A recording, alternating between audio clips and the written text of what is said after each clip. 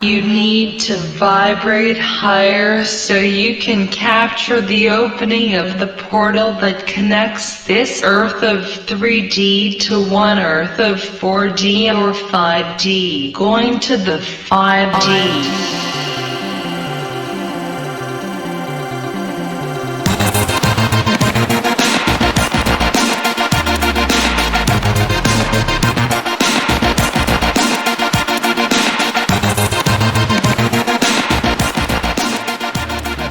Testing. Good. Okay. Hello, my name is Phoenix. And I'm Kara. And we are talking in two dimensions. Welcome to our first Resident Evil game we're playing. Yes. We decided to start this with Resident Evil 7 Biohazard. This is a 2017. I believe so. Yeah, just double check there. Just yes, sure.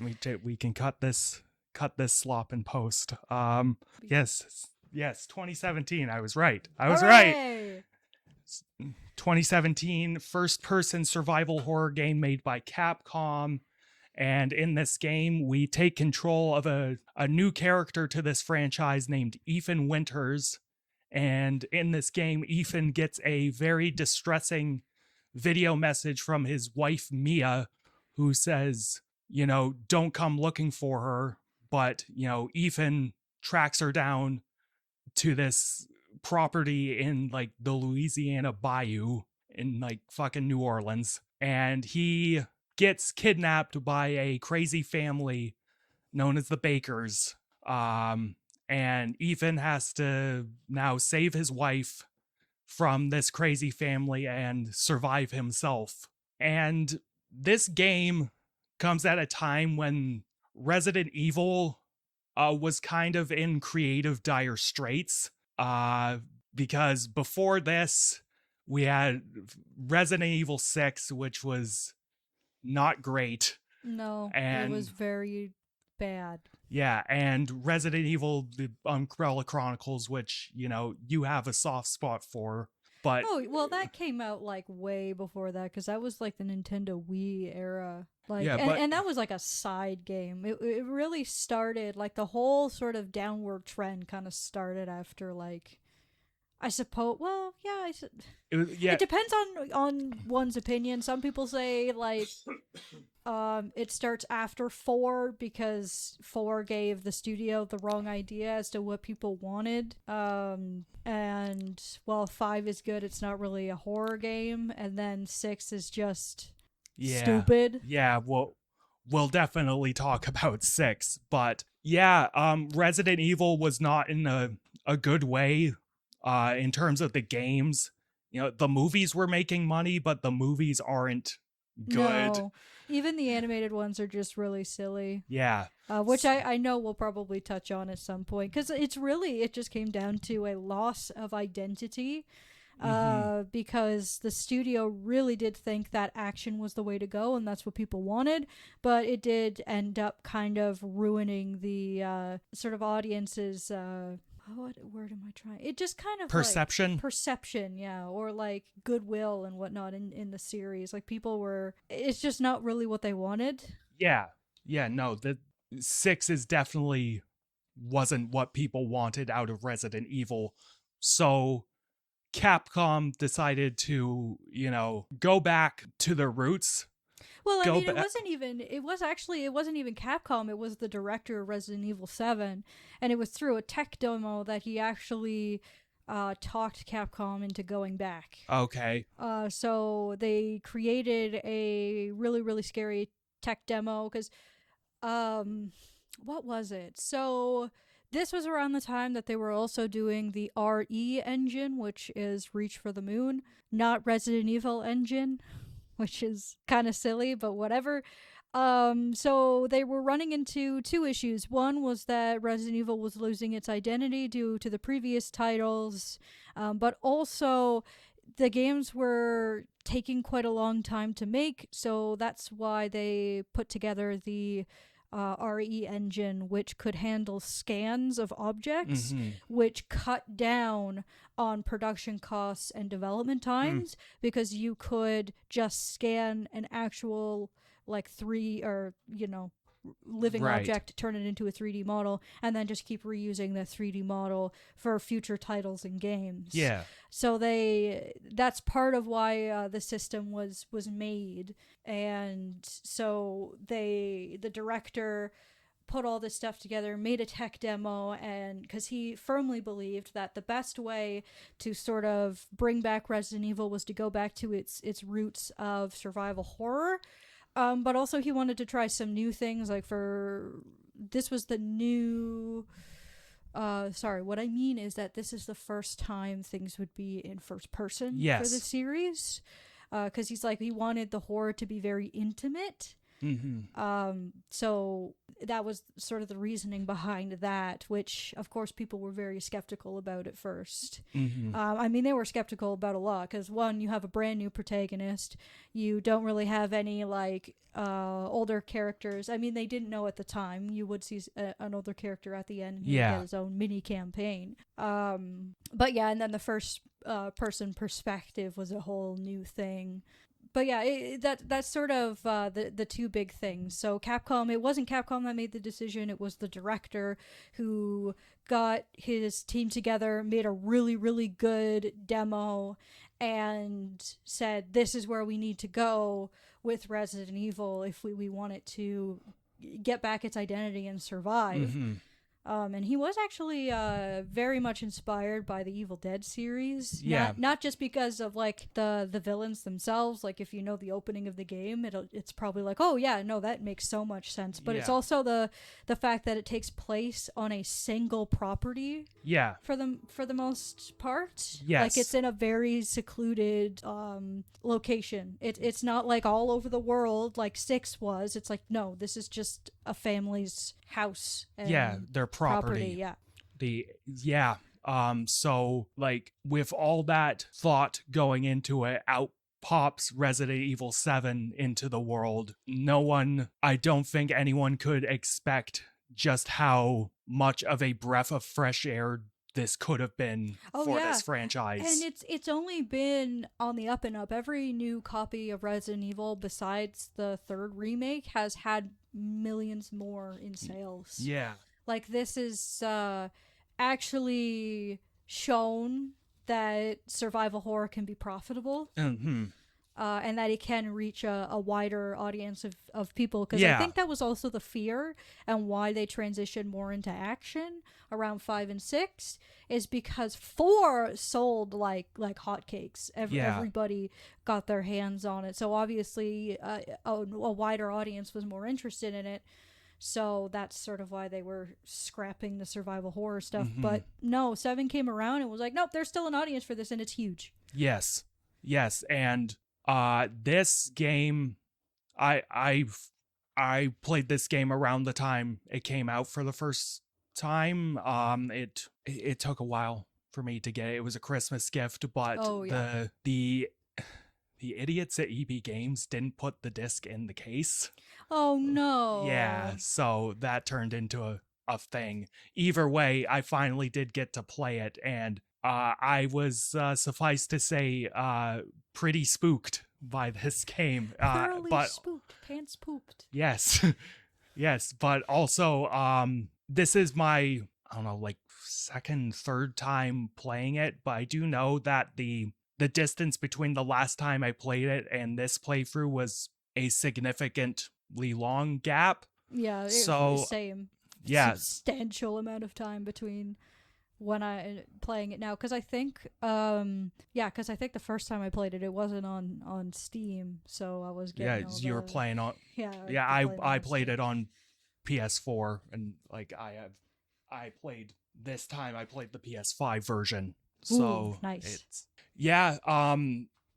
But in replaying it, I think this playthrough kind of cemented just how much I really, really like, respect, and appreciate all of the things that this game does so right, because it is such a well-designed, well-thought-out, and incredibly engaging horror game. Oh, absolutely. I having just got like not too long ago I was doing a bunch of runs through Requiem. I even went back and I played a little bit of Resident Evil 2, and it's, yeah, 7 really stands out. Yes, Like no. wholeheartedly, 7 is just so good. Yeah. What an amazing like first step into a new era Mm-hmm. for Resident Evil and really survival horror as a whole. Because it was kind of a dead genre for a little bit. Yeah.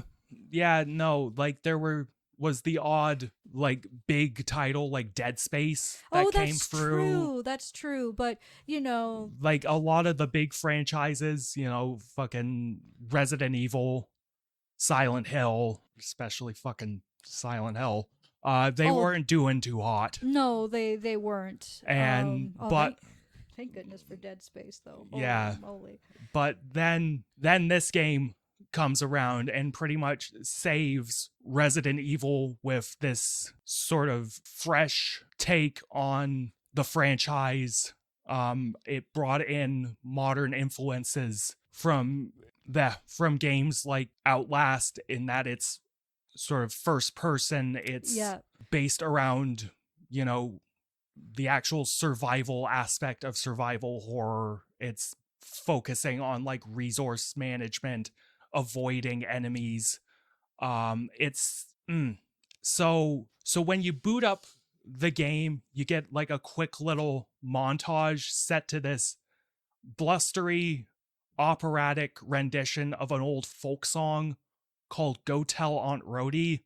It's And so good. yes, I love this fucking song. it's such a great so much. it's such a great song. And just quickly, like, this song opens and closes the game. And I don't think 8 had a song, 9 had a song 9 had a song during too, its yeah. credits. I think we'll have to, I'll have to replay 8 to see if it had a song. I don't think it had a song during the credits. It just had like chimey music during Oh. it. But like I thought, like, I don't think I mentioned this during when we talked about 9 on the podcast, but the song in 9, I don't care for it. It's not that good. This Aunt Rhody just fucking. this song fucking rips though. Oh, absolutely. It's such It's tonally, it's perfect. yes, no, it's such a blustery, dark, just like it's perfect for like a big blustery horror story. Oh, Like, absolutely, yeah. yeah, and then you get your little main menu, which is a tape recorder.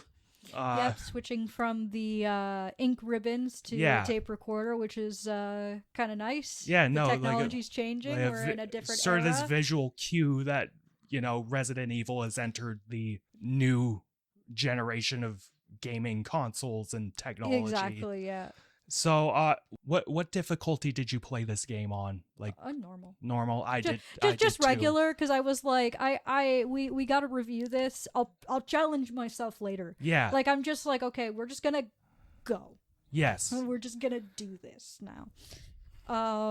And it was a pretty straightforward experience for the most part. I think there was only one difficulty spike that pissed me the fuck off, but we'll get there when we get there. The opening is really, really good, because of course we have the video of Mia that we brought up there, and then he's driving to the location. Yeah. It starts with like a pleasant sort of, "Hi, honey. Everything's so nice out here," and then it cuts to a different video where she's like, "Ethan, don't come after me. I'm so sorry for what I've done." And we'll talk about what Mia did, because she's responsible for so you know what, fuck it, I'm just gonna get into this now. So like, spoilers, absolutely, please play the game first. What we will talk about a bit more in depth later in the game, and it's something I really noticed and appreciated this time around, is that the character of Mia is so morally gray and interesting, at least for a Resident Evil game, because she is, because she's working for, it's not Umbrella, it's the other one that was inspired by Umbrella to create bioweapons. They Right. came after Umbrella. I'm trying to remember what they're called. It'll probably come to me at Right. some point. But Yeah. yeah, she was working with them. Yes, And and it's something, it's a concept, at least in general, we kind of touched on when we talked about Obsession, but the character of Mia is a victim, but the character of Mia is not innocent. goodness, no. Absolutely not. She, I would go as so far to say is she is responsible for everything that happens in this game. Pretty much. Yeah, no, and that's, but yeah, whatever. It's just like, I know, it's right there. Yeah, what? Either we'll bring it up when you find it. But absolutely. Yeah. but yeah, no. But Ethan sure as hell doesn't know what the hell's going on because he's just driving out into the bayou and the swamps because he gets this message and he finds out that Mia was last seen near this property in Louisiana. So he drives there, and this is when the proper gameplay starts. As you mentioned, it's a first-person game, and we get our first taste of what the Reach for the Moon engine, So good. This RE game engine, still looks so like, it's good. 10 years old, and like on a PS5, the PS5 version looks really, really nice. This game is held up really well. That's just what I love about the RE engine so much, is because like it's realistic, but it's also stylized enough. Yes, that it's like dark and grimy, and the people are kind of cartoonish, just a touch, just enough that it still holds up super well. You can tell there's a distinct art style to the game, but it's still like incredibly detailed and realistic in its textures, in its lighting. And it only gets like better as the games progress. But the thing is what I love about the engine is that it's made the games consistent. Like they still have their own little bit of style, right? Because they're all very, very different in terms of where they take place in the story and all that. But because of the engine, it's like, oh, this is a Resident Evil game in the modern era. Yeah. So we start, exploring our little swamp area. And when you get up sort of to the house, the gates to the house are locked. No one's seemingly there. It's very old from what you can tell. And I believe along the way, as you're exploring, you find a van with camera equipment. You'll find out why that was there a little later. And while you're rifling through all that old stuff, you find a little ominous piece of paper with the words "Join Us" written on it. It was something like that. I think it was like accept her gift. Yeah, something like that. Either way. And I believe sometime after you check that van or you check that the door's locked, you see a guy standing around and he just walks off. That's our first little proper jump scare. And it's and it's a properly done scare. Like, it's not like there isn't a music sting. Like, you just see him. Yeah, and you he notice walks him off. yourself, and it's startling. Yeah. Like, oh my god. Yes, and as you explore, you also find all sorts of like animal carcasses and meat and crows like feasting on things. Like, it's clearly a horror setting. Like, it's very much something's wrong, unsettling. Something's not okay. And before you enter this sort of side property, you do find Mia's things, her driver's license, her clothes. They've all been burned. And then you enter this dilapidated, rotting house. You find all sorts of fun things like rotting food, dead animals in a microwave. It's all sorts of... I think what's really cool too is it shows the game kind of shows like that things are happening while people aren't there, because when you watch the first videotape and you interact with those things, the food isn't as rotten, there's no crow in the microwave, like the fridge is all right, like it shows that it's how much it's progressed. Yes, and before you find that first VHS tape, you also find like news reports for missing people. Um and then you find that VHS tape, and what I love about those VHS tapes is not only are they fun little isolated horror set pieces, they also foreshadow mechanics that you use later in the game. Exactly. And yeah, they show They you where certain things are. They give you a hint at puzzles later on. So Yeah, they're and like they super essential. yeah, they teach you the game more or less. But the nice thing about it too is that because they're videotapes, if you've played the game before, you don't need to watch the tapes. Yeah. If you know where the things are, you can just go for it. So it's not like one of those things where it's like, all right, yeah, I get it. I already know. I know where these things are. I know what's going on. If you've already like played it or you're speed running it and stuff like that, it's like, no, just ignore the tapes and keep going. Yeah. Which is just like amazing like user experience right there. Like that's nice. Yeah, and what I really enjoyed about playing this game was I was oftentimes playing it at night with headphones on, and the audio sound design. the sound design as you're going through these set pieces is wonderful. Like the house the makes house so is much sound. There's a ton of like creaking and like just ambient noise in the background. Like it's very, very unsettling. Like the VHS set pieces are like really cool in that regard because the audio is like slightly degraded and dilapidated. It's crunchy. Like yeah. it's a VHS tape. I mean, it's still visually like 16:9 crystal clear widescreen, which is odd because it's a VHS tape, but you know, it's a video game. Yeah, Whatever. It whatever. would have been cooler if it was like 4:3 and like it looked, you know, less visually clear, but whatever. Little things. I think like given what some of the tapes are, especially the one with in the old house. Yeah. I think it just makes more sense to keep it in the elongated because maybe they had considered it, but it's like when you can't see a full view, it's like, oh, great, I'm caught. I didn't know that they were there. So it works for some of the others. Like I could see the first one being like that. I could see the Happy Birthday one being like that. But I think the one where you're like hiding from Marguerite, it's like not Mia. having the sides would be a fucking pain in the ass. Yeah. Yeah. Fair enough. So like in the first videotape, you're playing as this group of like ghost hunters, more or less. If you've ever seen Grave Encounters, yeah, like they're them. They're them.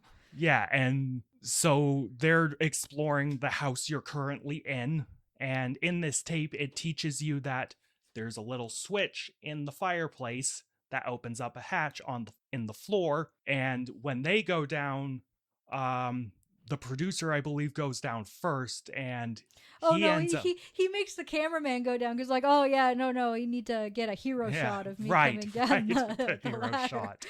Fuck Right, off, buddy. and so like, and then you get the Blair Witch kind of yeah, no, reference you in get the guy fucking Blair Witching in the corner, but he's like been skull fucked by a fucking clothes hanger. Like it. Well, yeah. There's like a sharpened pipe poking out of the wall, and he's had his face shoved something into like it. yeah, exactly. Yeah. So once you're done watching that tape, you can. Yeah, and that's actually another thing too, is because as you explore, you go into an under area, and you can find like by the table where you get the what you used to cut the chain, right? And bolt cutters. The bolt cutters, yes, thank you.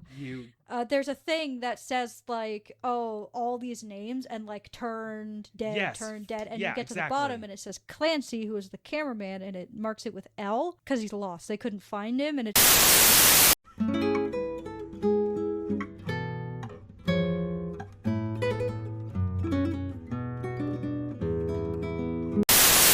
Turns out that that's the body that's floating in the water that like when you're going under, like that's Clancy. Yeah.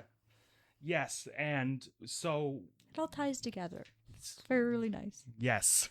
And so once you're down in this like flooded, like grody basement, you do end up finding Mia, and Mia's like, "What are you doing here? You shouldn't have come here. You know, I didn't send that message. Like, what are you doing?"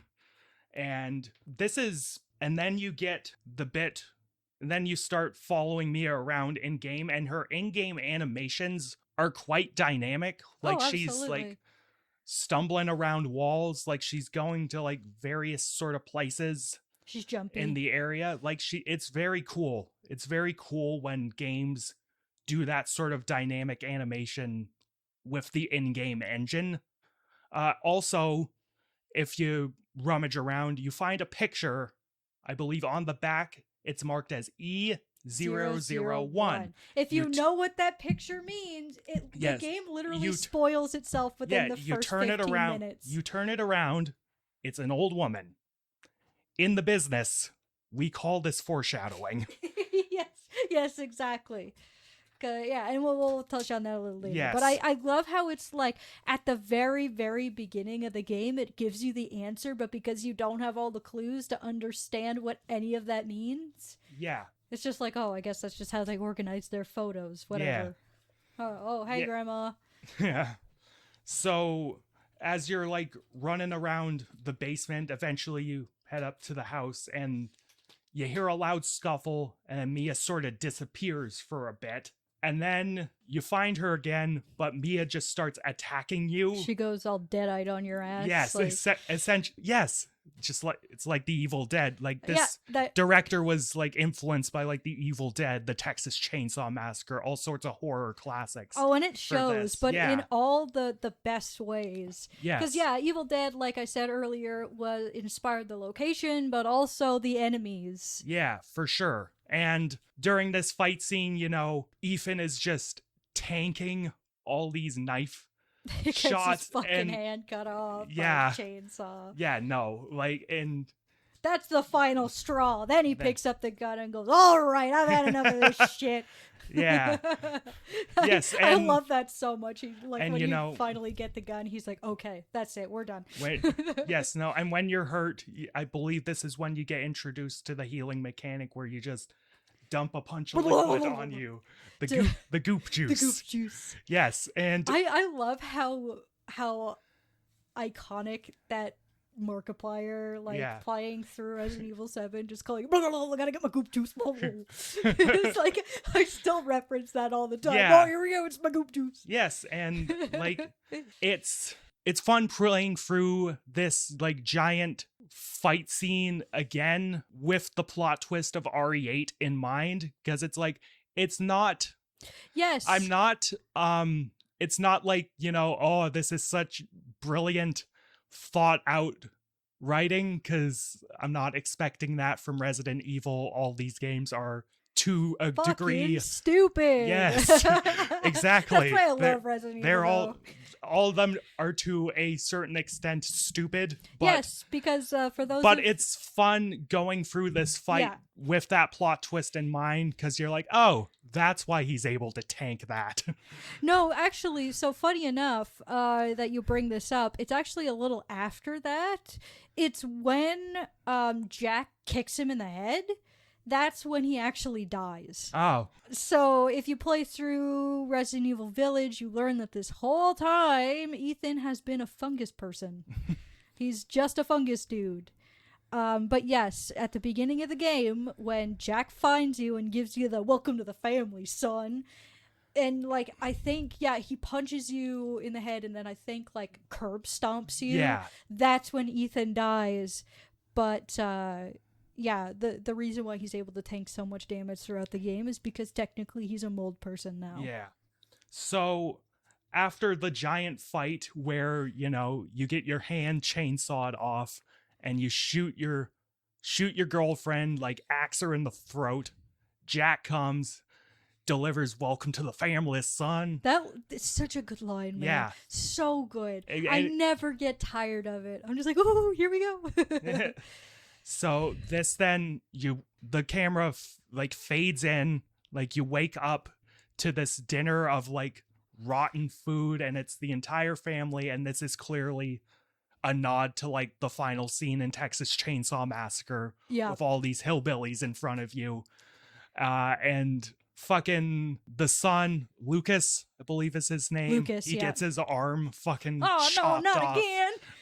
It's like, I And gotta then- say, man, like at playing through so many of the Resident Evil games, these antagonists stand out Yes. so much, and personally they're my favorite in the whole series, because instead of being like Nook evil business guy, or like Grotesque eldritch horror. yeah, exactly, it's like these guys are both scary and so funny at the same time. They Yeah. have so much like charisma. Mhm. And they're entertaining, they're interesting, and as you learn through the game, they have a lot of depth too, because Yes. the infection literally does The- a 180 on their personalities. Yes, there's something, it becomes kind of sad when you Oh, it's get so the plot sad. twist. Because it's like they have so much more dimension compared to so many of the other villains in the series. Because it's like they didn't start out as bad people. They were just at the wrong place at the wrong time and helped the wrong kid. Yeah. And like during a scene, like Jack tries to force feed you a bunch of bugs, and then you spit it out, and Marguerite's like, no, he doesn't want it. No. he doesn't want it. He's not eating it, Jack. It's fantastic scene. At that point, Shout out You- to the voice actors, man. yeah, Holy fantastic shit. cast. Great Fantastic performances. cast. Eventually you do free yourself from your chair, and like Granny's there as well. She just you're sort gonna of be saying this a lot throughout the game. yeah. Hey, Grandma. Yeah, no, she's just she's just catatonic there, but she clearly sees you. She's aware of her surroundings, and she follows you with her eyes. Yeah. and like throughout the game she'll just show up in random places. It's funny because I was going through the game and I'm doing all this stuff and I'm just like, am I supposed to go this way? Oh, Grandma's here. Okay, so I'm going the right way. Yeah. So at this point, you're now free to explore the house. Then again, you have to do a lot of hiding because Jack is walking around the house trying to find you. And this is where we get our first taste of how much has changed from 6 to 7, because Oh yeah. Jack is a proper threat and you can't kill him, at least not yet.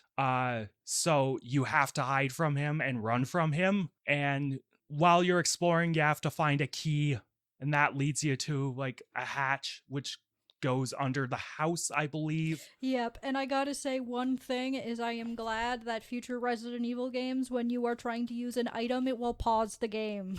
Yes. Because holy fuck, you'll be trying to get that key in the latch and Jack is just like, hell no! And he just like slaps you out of the way. And it's like, no! No, stop!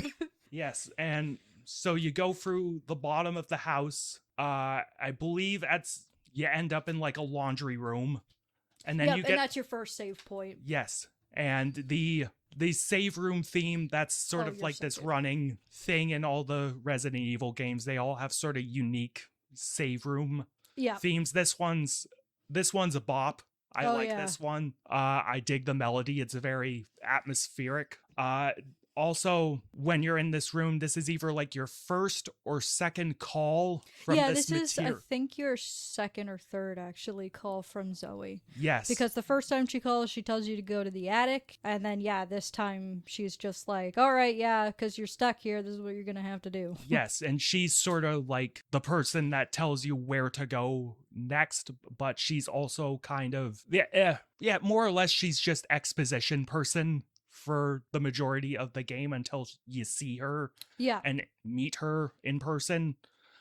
So Which I don't mind because the phone calls are just so brief, too. Yeah. Like, they're like, here, grab this shit, go over there. yeah, All right. thank you. Thank you. Yeah, and after this phone call, she tells you to go to the main sort of foyer of the house. Also, at this point, a cop has been called to the house, and you meet him, and Ethan's like, hey, you gotta get me out of here. The dumbest fucking cop in history. Like, hey, Oh my got- goodness. yes, like, we got missing persons reports out here. Like, how do I know you're not involved? Okay, cool. Fucking arrest me. Help me. Like, Call for backup. What are you doing? Why are you here all by Yeah, no, yourself? so, when there like- has been multiple missing persons. like, so during this riveting conversation, you do get access to a knife. He gives you a pocket knife, and now you can break the yellow boxes Yeah. for items. So this then leads us to our first proper, like, survival horror Resident Evil style, like, bit of business. Because once you enter the main foyer, you discover that the front door to the house is locked, and you have to unlock it with like 3 dogs' heads. But even before that, you get your actual first kind of boss fight. And it's awesome. Oh, Yeah. oh fuck! Yeah, yeah. All that was before that, right? The fucking Yeah, so you go get into the garage. and the Jack cop, like cuts his head off with a shovel, and then you yes, and then run you around. fight him, and there's a car in the garage, like a nice like muscle car or you convertible, can find the keys and you to can it. and you can find the keys to it, and you can either drive it, or if you waste too much time, Jack just rips the fucking roof off and starts like doing fucking donuts in the It's so good. It's like oh man, Like, Resident it's- Evil cheese, man. It's yeah, so it's good. such a fun boss battle. It is, and like, I suppose for anyone who's looking to like save ammunition, literally go in a circle, grab the key, jump in the car, start running him over, Yes. and then just stay away from him until the car explodes, and that'll kind of knock him out, and then you can take the ladder up. You do not need to use a single bullet in this fight. You can just jump in the car and use that. Yes, and resource management will be your friend throughout this game. Like, please do not waste bullets in this No. game. You will get fucked if you do. Yeah, especially Because later even on normal, like, resources are a little stingy, Yeah. so value them. And so, you know, once the car blows up, before you climb the ladder, Jack grabs you and is like, I got something special to show you, and And just then eats the barrel of a fucking gun and blows his head off. Yep. Yep, and that's the end of Jack. For Hope- now. Yeah, he's totally not going to come back. Nope. And So- actually getting into this is the typical puzzle sort of section where you have to find the 3 dog heads, and Yes. 2 of them are pretty simple. Yeah. My recommendation is to actually go right to the bathroom, unclog the tub, find the shadow puzzle piece Mm-hmm. there, and initiate Jack's chase like immediately. So do that puzzle, squeeze through, and do the dissection area and get that dog head, because you'll be able to do a boss fight with Jack, and then once he's taken care of, you can just get the other dog heads without Okay. anything getting in your way. Oh, So that's- honestly, just prioritize the red dog head, and then you can do the other puzzles in peace, because Interesting. that boss fight will take him Yeah. out. Yeah, okay. I'll keep that in mind for next I did time, that because on accident. I Oh. was like, oh, cool. So Yeah. he's not a fucking problem now. And then, I was able to just like go through and do all the Okay. other puzzles. Like, yeah, no, because issue. like I got the 2 easy ones before going down into like the basement area. Yeah. And in the basement, you get introduced, I believe, to the mold monsters. Yes, and Yeah. this is the part that made me want to pull my fucking hair out. The dissection room area suddenly has a huge spike in difficulty because, again, the game doesn't pause when you use items. So you get the dissection room key after the puzzle in the morgue, and you have to run through like 8 of these fucking things, and you only have so many bullets, so you're trying to unlock this fucking door while they're like biting you and clawing you. Thankfully, once you get through the door, Yeah. they'll leave you alone and they actually despawn, so that's cool. But fuck you, that sucked ass. Oh my god. I died so many times because I'm like, oh my god, just open the door. Because, like, the thing that I found, like, when you're sort of, like, confused and rushing through stuff, there's not really a good indicator when something has worked. So I'm like, is this not the key to the dissection room? What's going on? And so, yeah, no, it took me a while because I was just so panicked because, like, there's, like, yeah, again, like, 6 or something of them, like, right behind you, and it's every single time they hit you, you have to go into your inventory again and undo it, and then if they hit you in the middle of the animation, then you gotta do it again. And it's like, thank goodness, going forward, you put an item in, like, you click the thing for the item, the game pauses, you put it in, you can go. Yeah. Also, you find the shotgun in this house. The shotgun is your friend. Very good weapon. Absolutely get the scorpion. Is it the the scorpion key. Do absolutely get that. It is in that basement area. It's pretty simple to find. Yes, and yeah, like, once all the monsters despawn and you have to go through that area after the Jack boss fight, look for that key because it'll take you to some additional rooms to give you more healing, more ammo, and then you get the shotgun. And the shotgun is so good against the molded. Yes. And also, while you're in the house, you find another videotape. And this videotape is Mia running around, like, Marguerite's area. Oh, Marguerite is fucking... She's the part of the game that scares me the most, I'm not gonna lie. That was the part where I'm like... Ugh. And once again, the tape foreshadows a bunch of mechanics that you will be using as Ethan. Like, it shows you where the flamethrower is. Like, it shows you how to do, like, the shadow puzzle. Like, and it shows you sort of the basic layout of Marguerite's level. Yeah. So once you exit the house, that sort of becomes your safe haven, because you can go into a trailer, which acts as a save room. And you can start using your antique coins, which I Yes. do highly recommend. Stabilizers are so handy because Ethan has the... Oh, man. Yeah, no, so use your... Well, I mean, he's just a regular dude. I'm not expecting him to be good with a gun. Yeah, no, like, find the stabilizers, find the steroids so you can tank hits and shoot accurately. Also, I believe there's a magnum in one of the cages, but that requires a ton of the coins, pretty much all of them. So, also, if you've beaten the game before, you get a special pistol. You get the Albert R01. Like, it's a replica of the final gun you use in the game. Yeah. But it's like a super, like, tanky pistol that fires like 3 heavy shots. I recommend using it because it's a very good weapon. It comes in handy later on. But yeah, I believe once you get in the... Yeah, because you go to the trailer, she tells you to go to the old house, and that's where you meet Marguerite and all of her bugs. Yes, and as I mentioned, it's pretty much the same as in the videotape.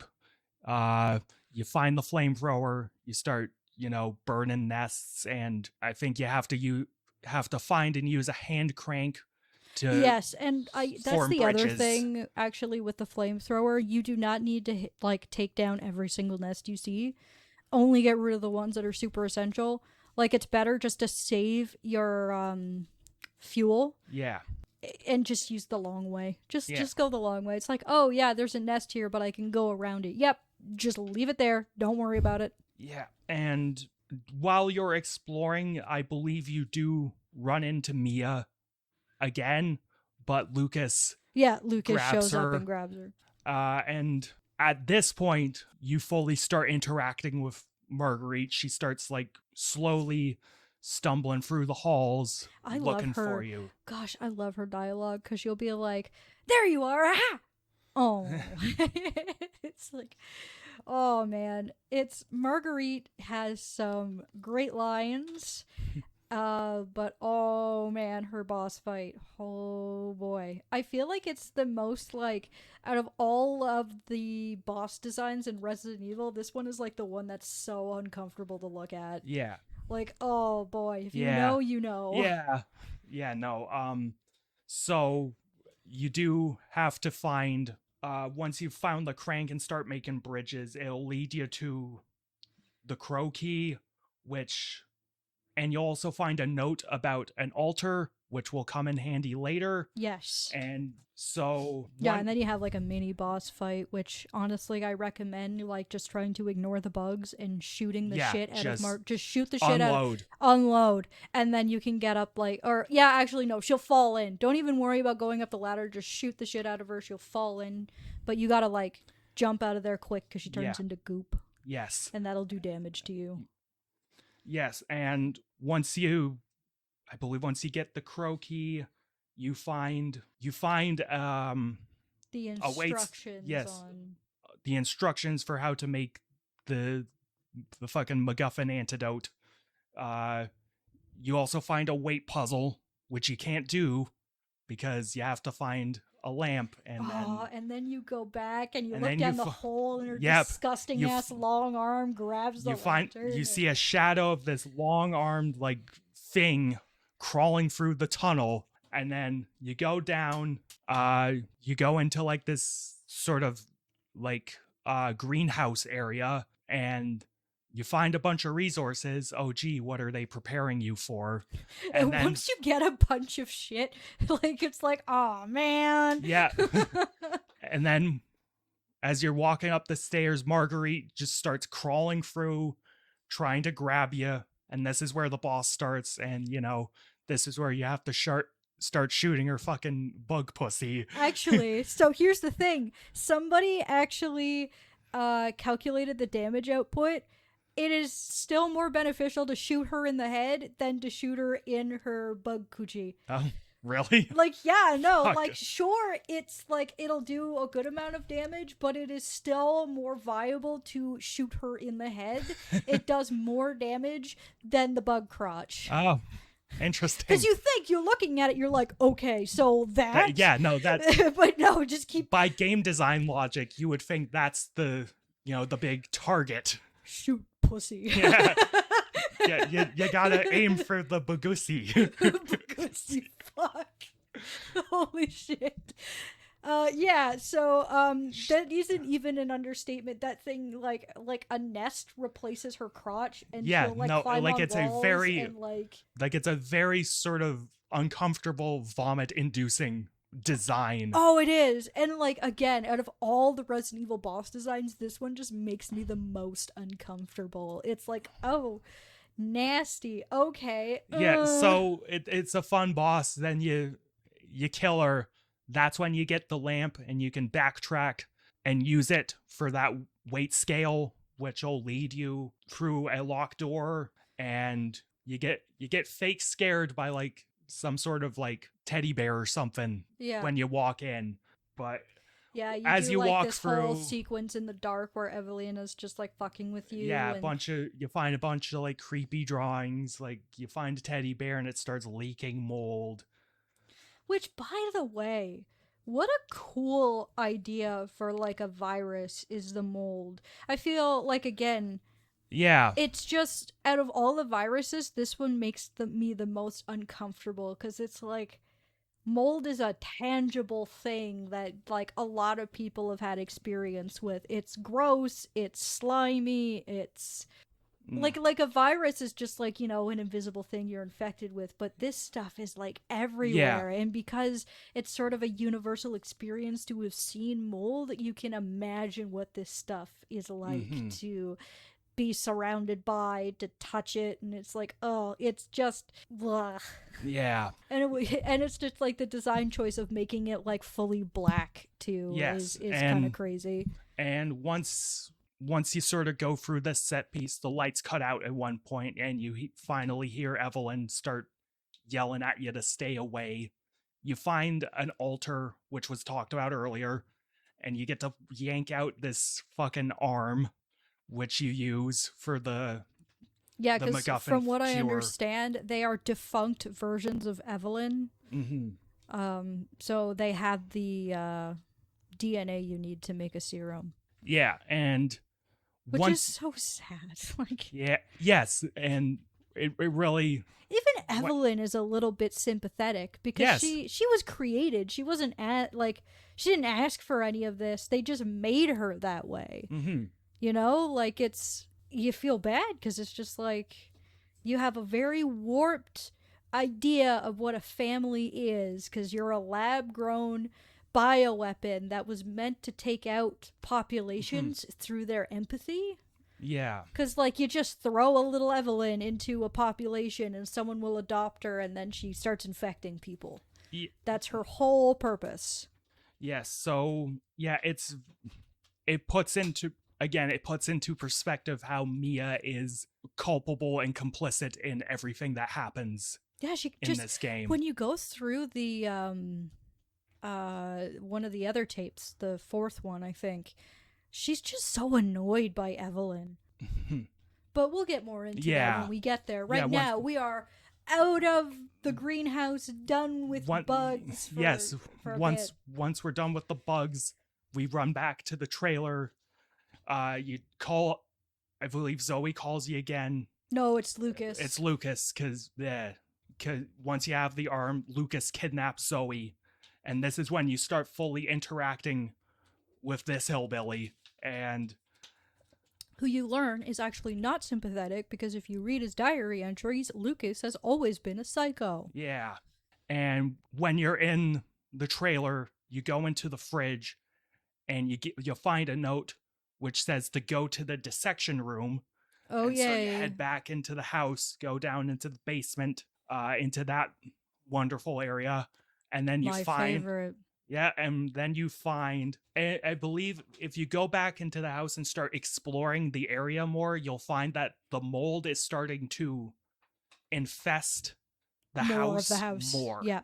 In fact, if you do a lot of backtracking after this point, there will be molded that will randomly just go booga booga booga at you. Because I was looking at the treasure photos and was trying to find the fireplace because apparently it had a stabilizer in it, or steroids. And I was like, hell yeah, brother, sign me up. I want some of that.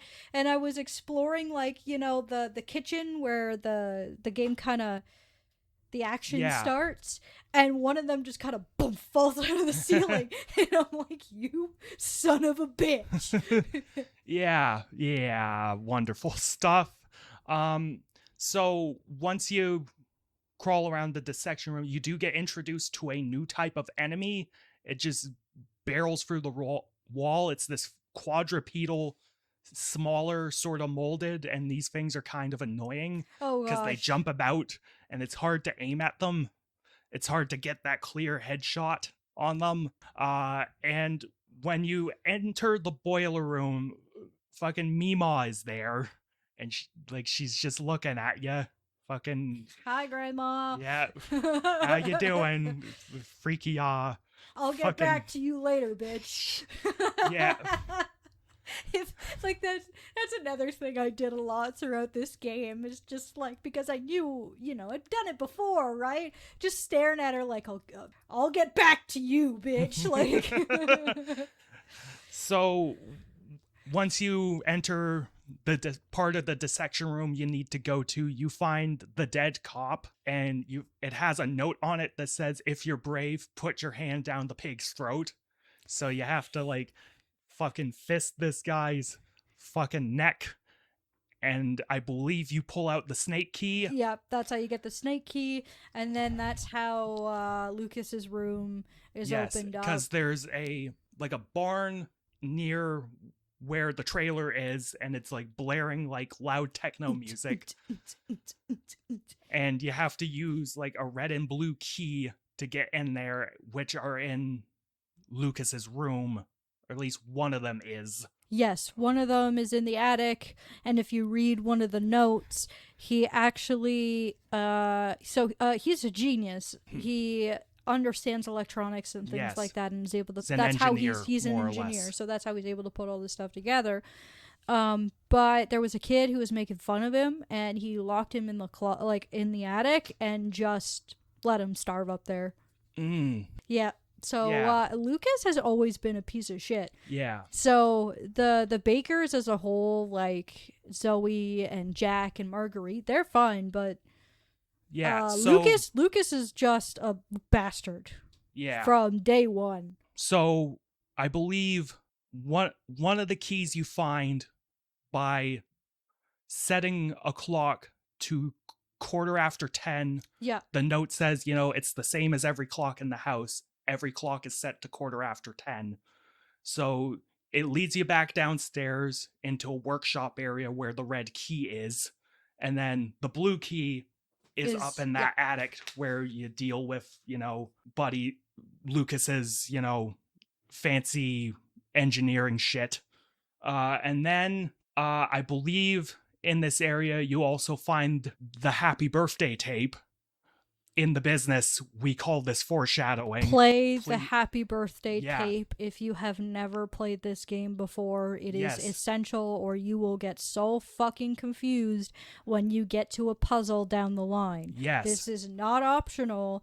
Play the happy birthday tape. No, it's essential to the set piece. Exactly. So in the happy birthday tape, I believe the host of this ghost program gets dragged into this chamber, and he goes through these various puzzles where you have to light a candle, put it on a birthday cake, but there's water, sprinklers. yeah. So you have to find a way to stop the water.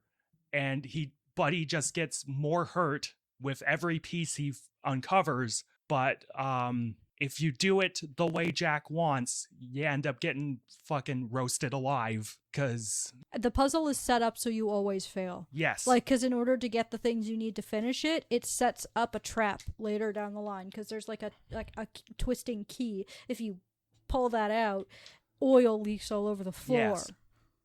Yeah. And once you've watched this tape, now you're safe to go to Lucas's barn, where you get a video message from him, and I believe this is where you get the wonderful line read of Ethan.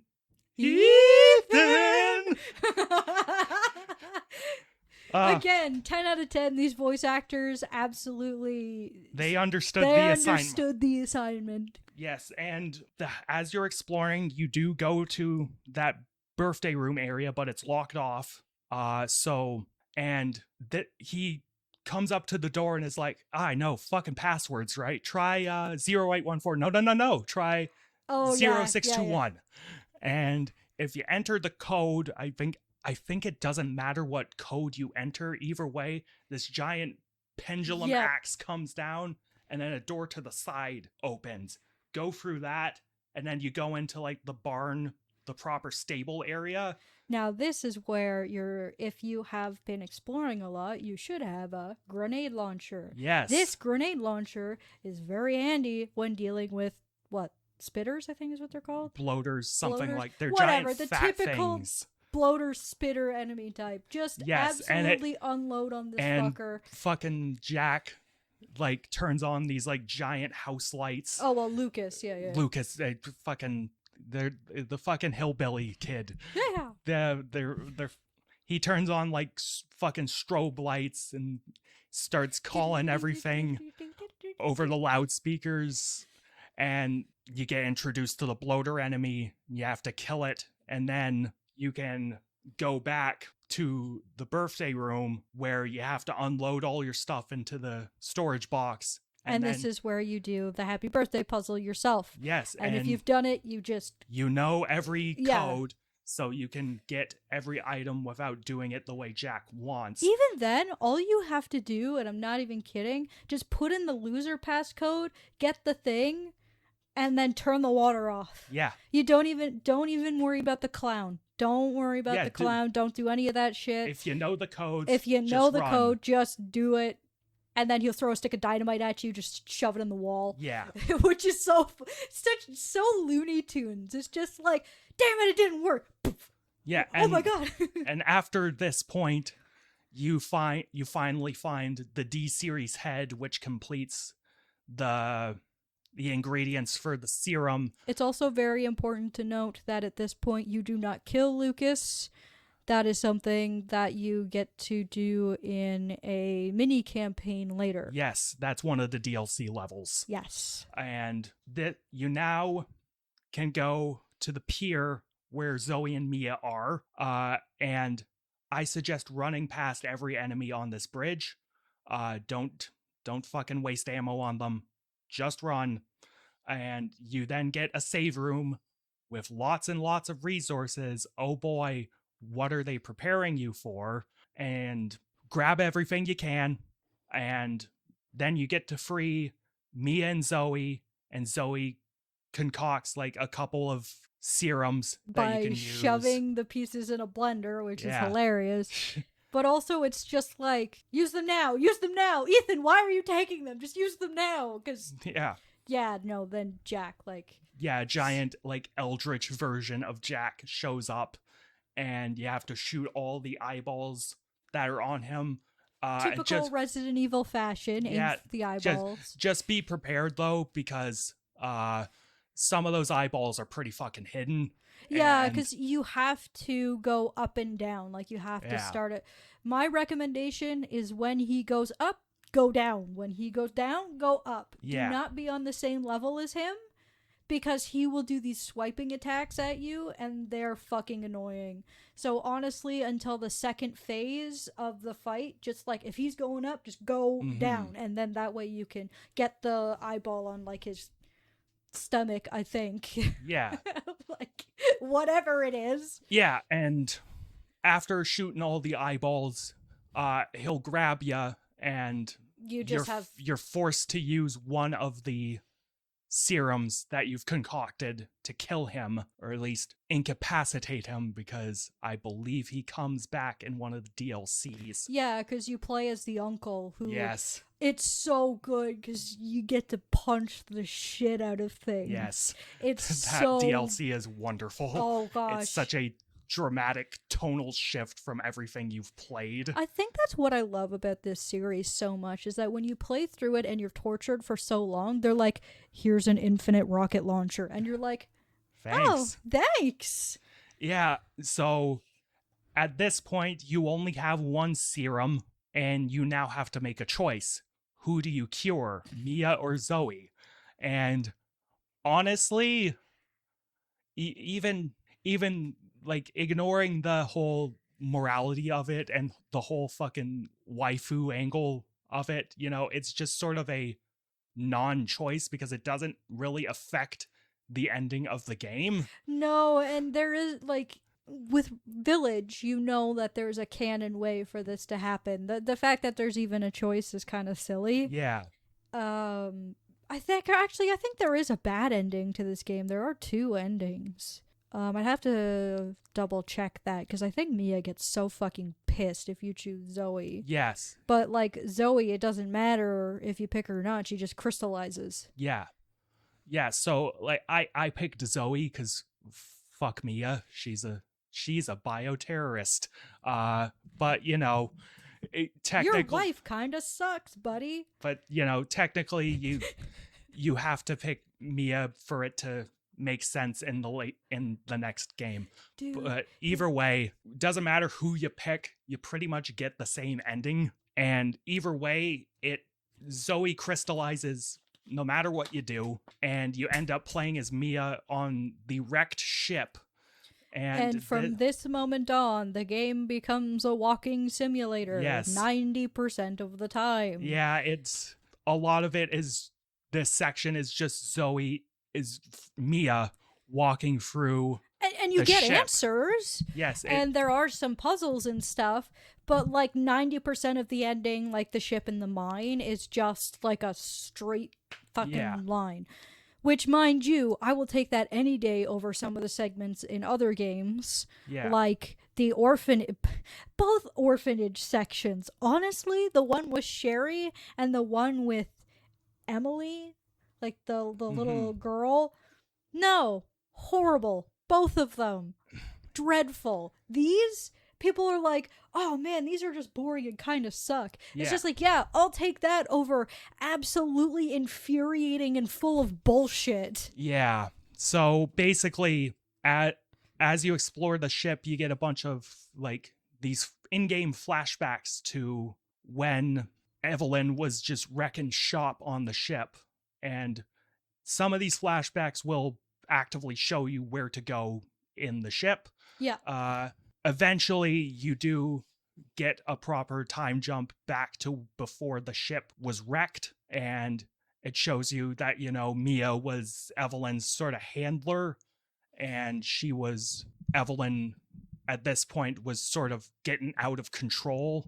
And Yes, because essentially Evelyn was designed to be imprinted onto a motherly figure, but her twisted perception and desire for a family ultimately sent her off of the edge, and she started attacking everybody on the ship Yeah, and she wants- turning them. Evelyn wants Mia to be mommy, and like she wants a family.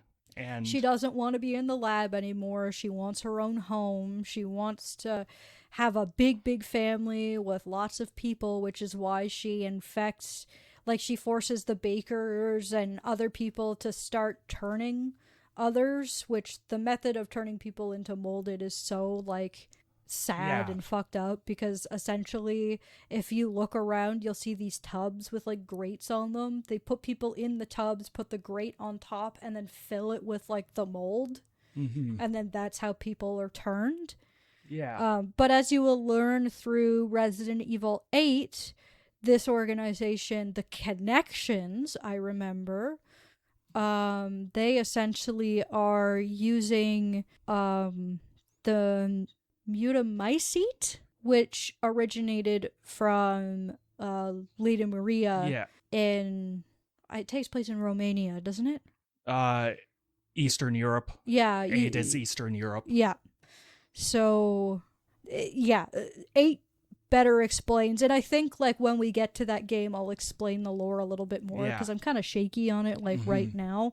All I know is that Spencer was trained by and inspired by Lady Maria, but he saw more potential in... I believe her name's Miranda. Miranda, Mother Miranda. Mother Miranda, thank you. Lady Maria, what? Mother Miranda, thank you. But he saw more potential, there we go, potential in the progenitor virus, which came from a flower, and on its own was not dangerous, but when synthesized later into the T virus, it could change people's DNA and mutate them and yada yada yada. Yeah. Later on, Mother Miranda would be spoken to by the Connections, and she would give them a sample of the mutamycete, which they would then use to create Evelyn and all of the other experiments. Yes. Ta-da! The lore of Resident Evil. So during the ship section, you do get to see Mia recording the video you saw at the beginning of the game. Oh! It all just ties itself together in a nice little fucking bow. I just love it when stuff does that, though. It's just like, yes, it's all coming together, let's go! Yes, and once you go back to the present time, you take like a little elevator down, and it'll transition back to Ethan's perspective, and you get like this surreal sort of dream sequence where you're talking to who the Bakers actually are, and you know, they're just a nice little Southern family. It's so They sad. just saved Like, the wrong girl, like you said, and they're nice people. They just got brainwashed and turned into monsters. yeah. And if you cure Zoe, I believe you have to fight Mia in this area as Ethan, and you kill her. Or does it happen do you have to fight her if you... No, if you choose, okay, because I chose Mia, because I'm just like, whatever, I'll go with the canon ending, I don't care. she will push you out of the room and lock the door as she's Okay, trying right. to push back Evelyn's control, and then you can just leave the area. And then that's when you make your way towards the mines. Yes. Yes.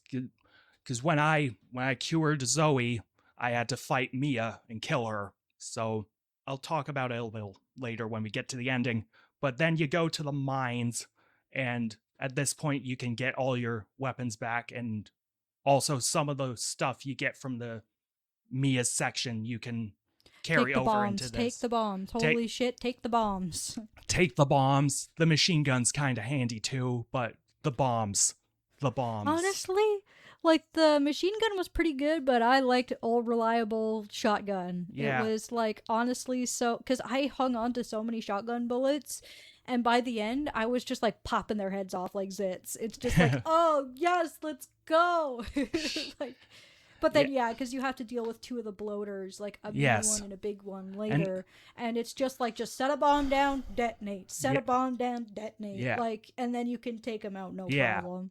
Just And don't stand in front of them. yes, and as you're sort of exploring this mine area, you do find a laboratory area, and you find a bunch of redacted documents that were left over by this evil corporation. And then you have to fight through a bunch of molded, those two bloaters, and then it'll lead you back. This giant path leads you back to the first house you were in at the beginning of the game, and you get this weird sort of flashback sequence where Evie is making you relive the giant fight you had with Mia at the beginning. Yeah, because you get to see how Evie was actually manipulating Mia. Yeah. You get to hear the things that she was saying to Mia that you weren't aware of because you weren't infected yet. Yes. And then you get to start the proper boss fight, which is Evie sort of fucking Hadoukening you back. And with air. Yeah. And then you get up to her and you jab her on the neck, and then it's revealed that, oh my god, it was the grandma the whole time. Because as you learn, unfortunately, one of the side effects of Evelyn's power is that she ages so much faster. Yes. Which is really unfortunate and just adds so much tragedy, because it's like, yeah, she's an experiment, but this is still a little girl. Like, that's really messed up that she was created into this horrible existence and programmed to act a certain way. Yes, and once again, Mia is complicit in this. She was not doing anything to stop it. She was actively engaging in it. And yeah, it was just a babysitting job. Which, by the way, if you're like a husband and your wife's like, oh yeah, I'm gonna go 2, like, you know, months away on a babysitting job, it's like, what do you do? What the fuck what do you mean? Like, yeah, babysitting means you're going over to the neighbors and watching their kids while they have a movie night, not going all the way across the country to fucking Louisiana. Yeah, Yeah, maybe start asking questions about what your wife does for work. Bro, at Ethan's that point. just dumb, man. Ethan is kind of a wet fart of a fucking character. I'm pretty sure that's exactly what Charlie said after he played through all the games. He's just like, yeah, 7's great, but holy shit, is he like a pile of wet tissue paper? Yeah. Like, holy fuck. Yeah, like he's just... Huh? What? Huh? Fuck. Honestly, I was with the cop at the beginning when he's just like, do you want to see me in the obituaries or do you want to be a hero? And the cop's like, cringe. Here's a knife. Fuck off. Like, I was like, the worst one-liners. Yeah, exactly. Yes. All the other one-liners in the game are like 10 out of 10 amazing. And then you've got Ethan and it's like, oh, bro. Yeah, please. So once Evelyn reverts back to her old woman form and she just melts into the ground, she turns into a giant eldritch monster, and at that point you can just unload with all your fucking weapons. Bang, bang, bang, bang, bang. Yeah, no, if you saved your magnum, use it now. Yep, absolutely. And at this point, The house gets destroyed, you get thrown onto the ground, and a bunch of soldiers come helicoptering in, which if you find a radio earlier on, you can hear a bunch of like radio chatter from them. Yes.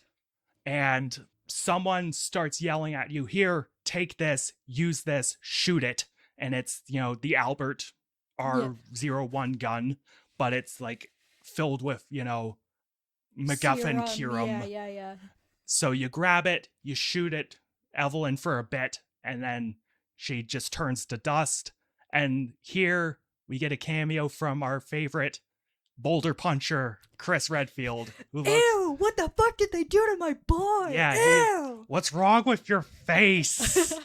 He looks very different from his appearance in Resident Evil 5 and 6. The problem is they tried to make his face like longer instead of like square, because like Chris's head is a box. Yeah. And I understand. And they changed that in 8. Like, they changed his character model again. Which, in good 8. for the devs, honestly. They went, all right, they didn't like how Chris looked. We're going to go back to the old Chris. Like, 10 out of 10. Because, yeah, he's just like John Doe John Doe Blue Plains. I don't know.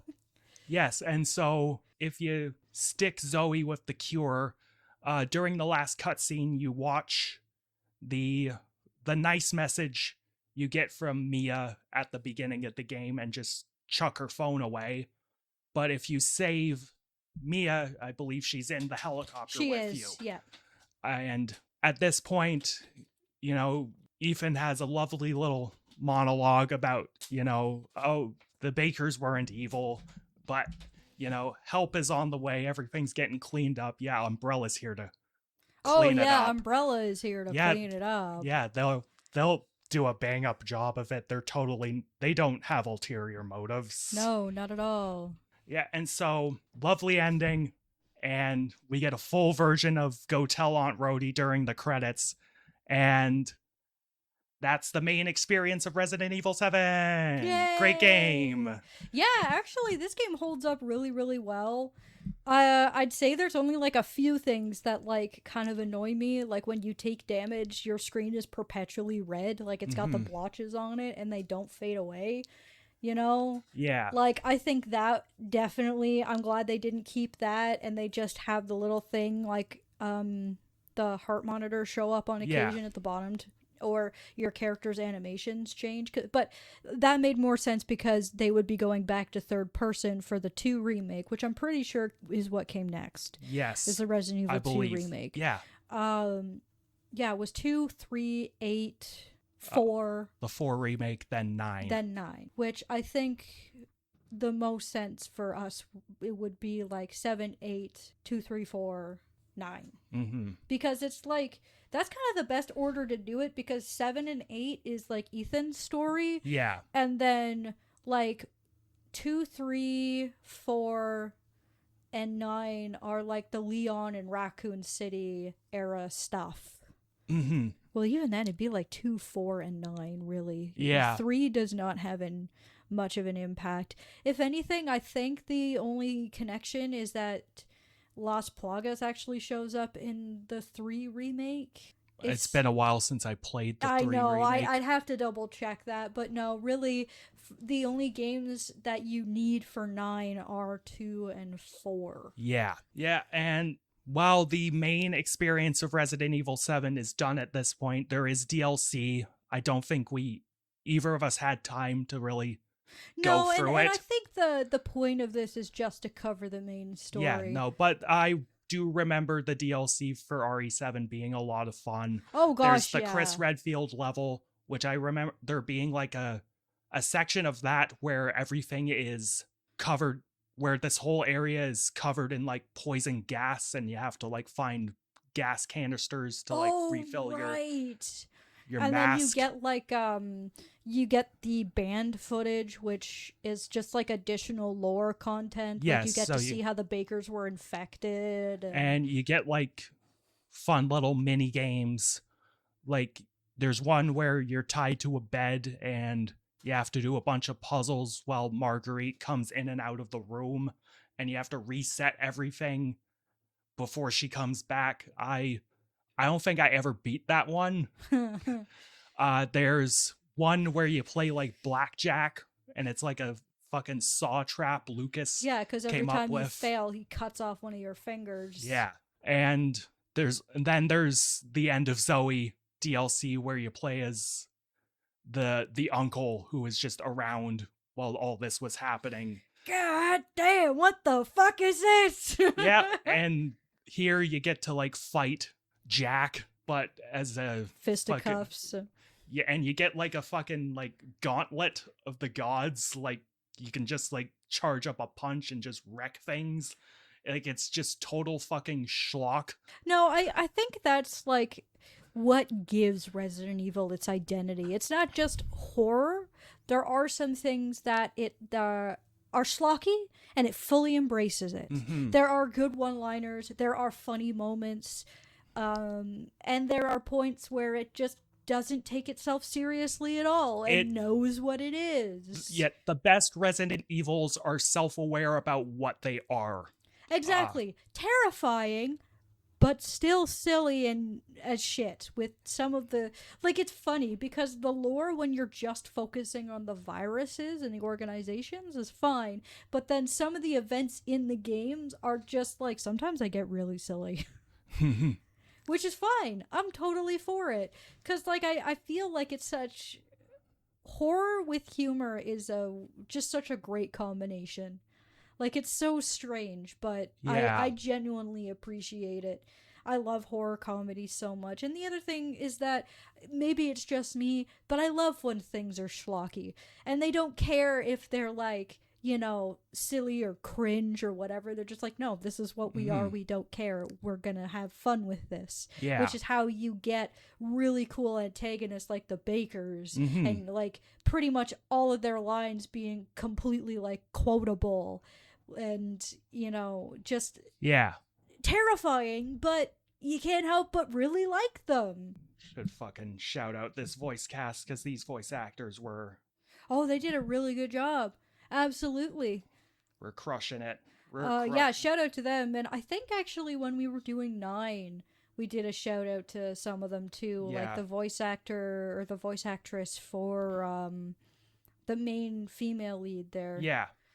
And the chick who played the monster, the girl, just sitting in her closet making like animalistic, horrible sounds. Yeah. So we're gonna shout out all the actors who played the Bakers. Jack Brand is Jack Baker, fantastic. Oh, Sarah Coates amazing. is Marguerite, fucking wonderful. Oh yeah. Jesse Pimentel as Lucas, he was hamming it up like a champ. Fucking, you know what? I don't mind Todd Soley. I don't mind his performance as Ethan. Like, it isn't great. It's just the but lines are so. Like, Ethan's just a wet blanket. Like, yeah, no, like that's not the that actor's fault. that actor did what he could with what he was handed. Exactly. Because Yeah. I'm not gonna lie, for some of the things to work, Ethan has to just kind of be a little dumb. Yeah. It's just like, what do you mean your girlfriend's gone babysitting? Like we said before. I think Exactly. that's the only thing, right? But otherwise, it's not too bad. Yeah, no, and I think that about wraps up Resident Evil 7 for us. Yeah. This is probably of all the Resident Evils I have played to completion, this is probably my second favorite. It is such a wonderfully executed return to form for this series, especially well, also after doing 6. something new. Yeah. Yeah. Yeah, it's such a fresh take on Resident Evil, and like what I think Capcom brilliantly understood is that Resident Evil was a franchise with a world that was suited towards such a radical shift in presentation. Yeah. And honestly, except for like 3, though I think they did give that to another production that was team. a rush job. We'll Yeah. talk about 3. Eventually. Honestly, Capcom is just like constantly winning. Yes. Like, they've been doing so good compared to so many AAA studios. Yeah, like, no, like- 9 amazing, Pragmata amazing, and apparently Devil May Cry 5 still sells a shitload of copies. Yeah, no, Capcom have done so well with revitalizing Resident Evil. Like, I mean, now we've got the sh- Silent Hill games. Yeah. Konami should honestly take fucking notes, because like apparently the Silent Hill 2 remake's fine. Apparently it's good. Like, I have no interest in playing that, because Silent Hill 2 is the original Silent Hill 2 is a masterpiece. And Silent Hill F is perfectly okay, but it's like, It's not really a Silent Hill game. It could have been called anything else, but they Yeah. slapped the Silent Hill title on it for brand recognition. yeah, no, like, it's Silent Hill is not a franchise that's conducive to like left field turns. Like Resident Evil Yeah. is. Because like with Resident Evil, you could take that left field turn, but like in like some random note, you could just say like, oh, Umbrella's behind this. Okay, Yeah. cool. Okay, We're cool. Like even like the diversity and like the designs between the viruses. Like the T is nothing like G, and Yeah. G is nothing like Ouroboros or like Las Plagas, Las or the Plagas. Mutamycete or Yeah. whatever the fuck. Like, you can do a lot of things with it, but like, you can't do that with Silent Hill, because it's Silent just one town. Silent Hill has to be about Silent Hill. Like, it has to be about that town and like whatever the cult in that town was doing. And the other thing too is like it's not to say that there could have been other cults that believed in the same gods in other places, but they would have to be connected to that lore in some way, whereas F doesn't feel like it uses the same gods or anything. Yeah, it's You just know, like it's why is it called Silent Hill when the reason for it being that way is the cultists worshiping a very specific deity that yeah. causes this. Well, it's a little bit more complex than that, but Yeah, it's I can't remember. there's a Yeah. fog, there's a cult, there's a town called Silent Hill. That's Silent Hill. Like, that's what you need for Silent Hill. But with Resident Evil, you can do shit like Resident Evil 7 and it'll be fine. And it'll be Yeah, banging. it's fine if it's in Louisiana. Yeah. It's fine if it's in China. It's fine if it's in the middle of Spain or Romania. Doesn't matter. Yeah. Well, actually, I shouldn't say in the middle of China because 6 was not good. No. 6 was not good. We don't. We We'll and apparently, if you put it in the middle of Africa, you're a racist. So. Yeah.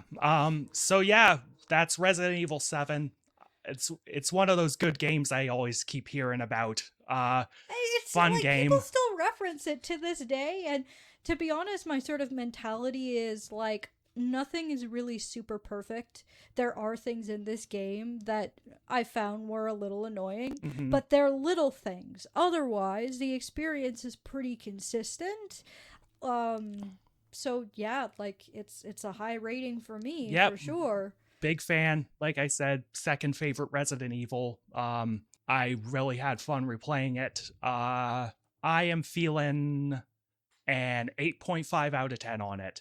Very good game. I'm saying like a 9.5. Yeah. Because again, like, sure, it's the ending is actually, yeah, I'd say it's a 9.5, and then I'd have to revisit Requiem and maybe do it as like a 9, because that sequence with like the little Emily clone is fucking just grating.